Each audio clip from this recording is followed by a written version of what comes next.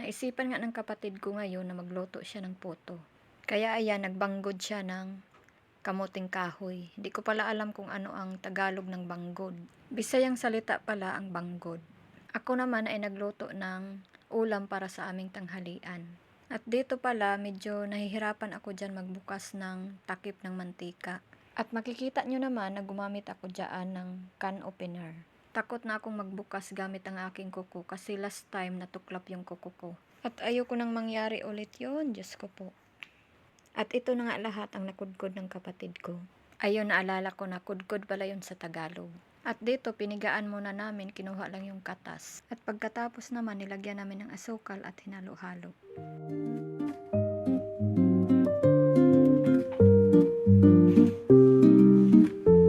Akala ko ano yan, Hindi. kapogan. Isama siya. Nanonood ko sa YouTube kung paano.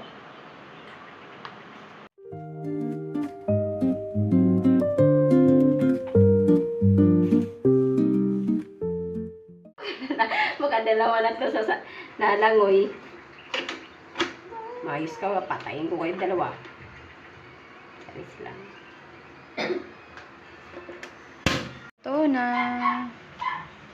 Luto na siya. At syempre, dahil luto na siya, ano pa nga bang gagawin? Idi kainan na. At habang kumakain kami dito, naalala ko yung luto ni mama na ganito sa probinsya. Yung version lang ng pagkaluto ni mama ay gikopog yung gata.